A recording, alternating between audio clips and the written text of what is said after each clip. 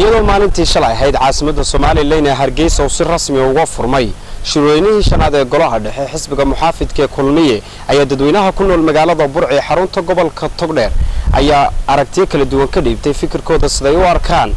in musharaxa madaxweynaha xisbiga kulmiye loo cumaamado Muuse Biixi Cabdi ka musharaxa madaxweynaha ku-xigeenka xisbiga kulmiyana loo cumaamaday madaxweynaha ku-xigeenka Soomaaliland dadweynaha ku nool magaalada Burco arintaasi ka hadlayay hadaladoodii waxa kamid ahaa sida tan haddaan ka hadlo fikradeyda ah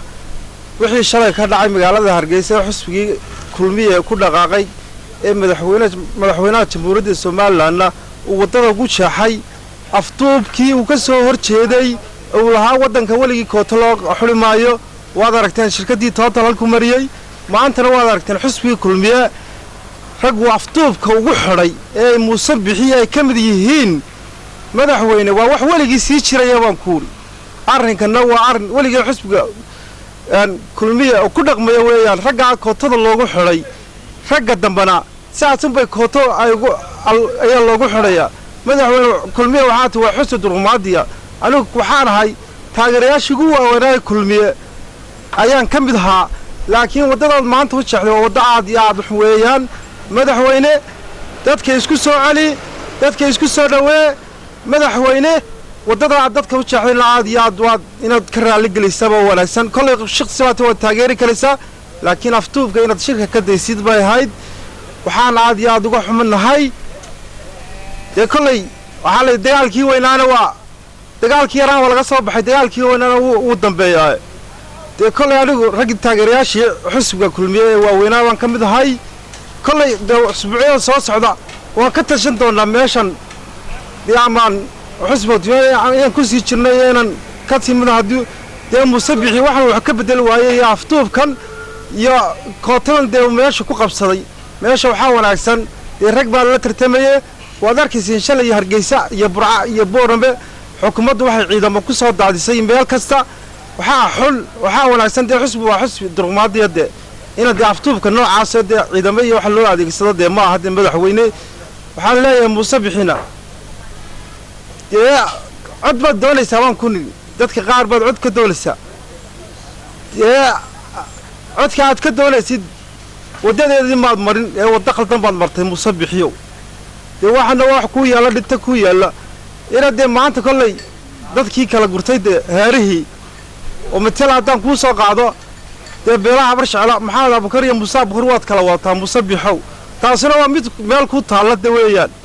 waxaan ku leenahay ama duuduub ku wada qaado ama saad heeraha u kala watid saa u kala wado madaxweynaha waa doonaysaa saana ku helimaysa baan ku leenahay Muuse Biixow waxaan leeyahay raggii caruuray waad aragtaan meesha aftuubka waxaana wanaagsan inaguna kulay rajo wad ka qabtaan kulay waxaan leeyahay idinkuna xusbiga saa uga caroodina idinkuna waxaan leeyahay isku soo yeelo labqadeeya waad aragtaan meesha aftuubba ka dhacay inaad ilaa ciidamo la adeegsaday meel kasta kulay burcashale waan joognay meel kasta waa ciidamaha meel kasta la dhigay waxaan aad iyo aad uga xunahay wixii shalay meesha ka dhacay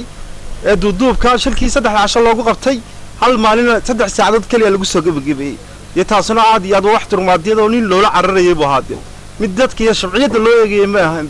mid Muuse Biixi loogu koota loogu xidhay bahay waxa leeyahay Muuse Biixi kootada maanta lagu xidhay meel ku geysan ku leeyahay waxaan magacaygu waa Caaqil Faarax Xuseen Gaabuush annagoo ka hadlayna golaha dhexe ee kalfadhigiisa shanaad ee kulmiye uu qabtay ayaa waxa weeyaan annagoo ka hadlayna sida ay wax u qabsoomeen macnihiisa cadaalada oo sharciga waafaqsan oo lagu wada qanco ummadda qancisa golaha dhexe xisbiga qancisa iyo taageerayaasha kale ee xisbigaba kamay dhicin umanay dhawin cadaalad darra ka dhacday murashaxiintii xisbiga ee tartanka ku jiray mid qori kama joogin meeshan ma fadhiin marka waxa weeyaan hawl waxay haayeen in Biixiyana kaahin ay iska wateen afduuba bahed sheekadu taasna raggii markay fahmeen rogcadaagii xisbiga golihiisa dhexe ka midka ahaa murashaxiinta ahaa waa kuwa halkaa fadhiya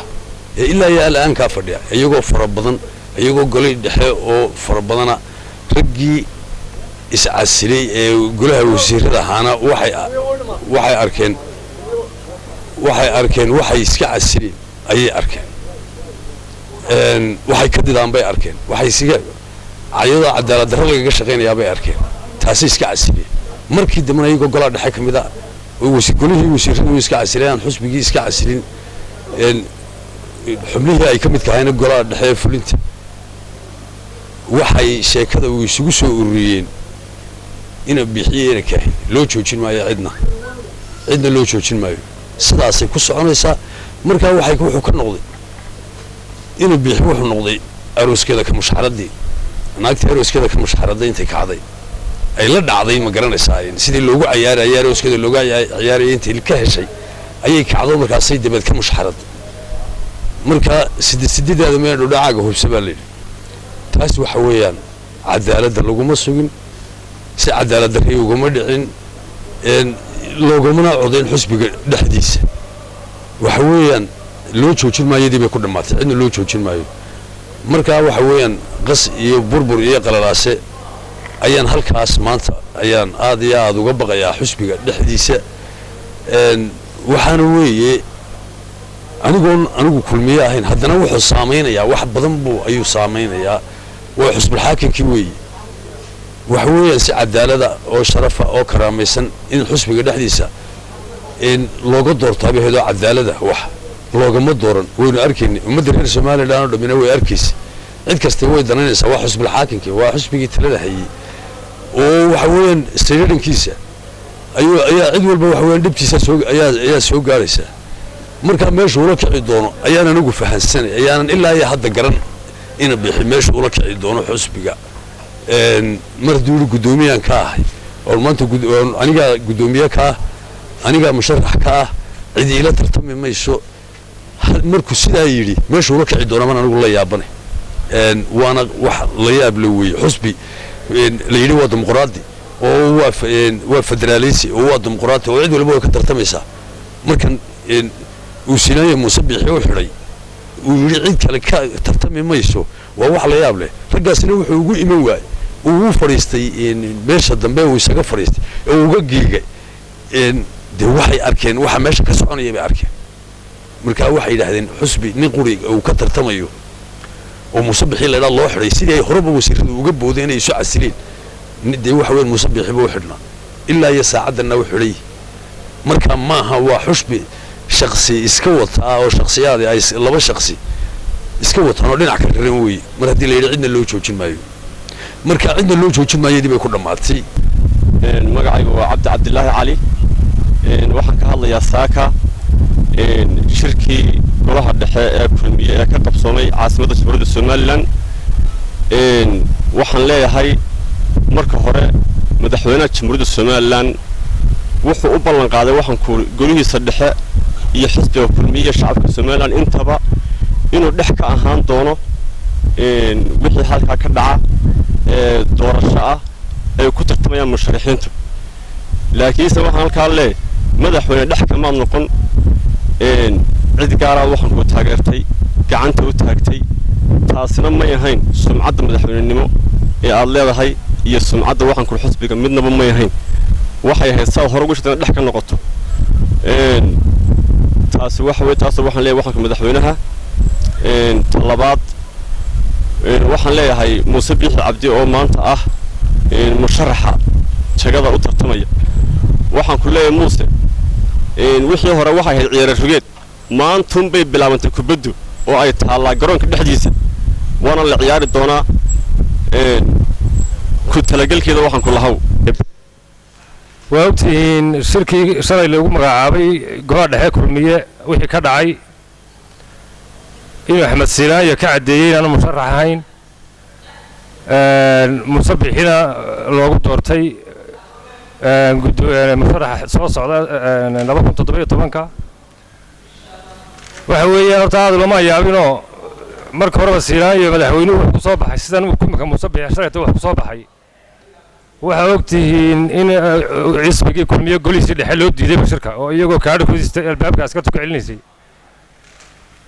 waxaa ogtihiin in lagu soo xareeyey dad magaalada laga soo ururiyey waa noocii uu madaxweyne Siinaaya markii horeba ku soo baxay xilligii Burco la fadhiyey markaa wax lala yaabana maaha waxaan idin sheegayaa waxaynu gallay xilli adag waddanka dimuqraadiyad iyo doorashooyin si xor iyo xalaal u dhaca oo lagu tartamo ayaynu ka filaynaa inay ka dhacaan laakiin waxay u eg tahay inaan madaxweynaha imaka talada ayaa ku talagelin waddanka inuu waxba ka dambeeyaan haddaan iyo taariikhda dib ugu noqdo waxaa ogtihiin Axmed Siinaaya SNM 7 sanadood buu xukumayay horta ilaahay weyne waaxidka ayaa ka soo gaaray meel alla meel ay SNM martay lama arkeen iyadoo dadkeen la xasuuqayo oo dagaal ku soconayo ayuu qaybiyay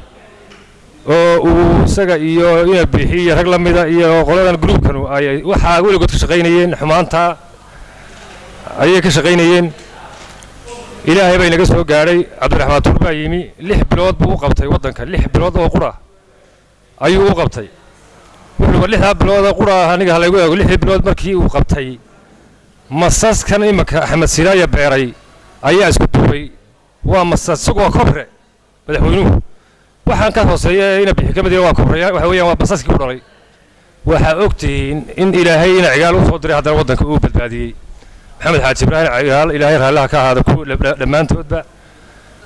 ilaahay baa inoo soo diray isaga ayaa inaga furfuray waxa ogtiin oo dadkeena qaybiyay oo dalkeena qaybiyay oo aynu saddex mari weynay oo min walba tuulo qabsaday ayaa ilaahay ina ibraahim xaaji ibraahim keenay waa kuwii ilaahay dabeeto waddanka uu dib u soo celiyay dawladnimada ee uu salka u dhigay aasaaskii dawladeed maanta waxa weeyaan Axmed Siinaaya waddanka wuxuu tala galay inaan waxba kaga tagin oo burburiyo maanta ilaahay markii hore naga soo gaari jiray ayuu naga soo gaari doonaa tan ina bixadda soo noqdo ina bixi dee Siinaaya ku xun baa waddanka xukumayay aniguna bixi laba yaabani oo dee waa askari jaahil weeye waxa weeyaan askarina 3 yaqaana askari sida laga warhayo dagaal inuu ku jiro inuu tumanayo waa Maxamed Ibraahim Xasan Maxamed British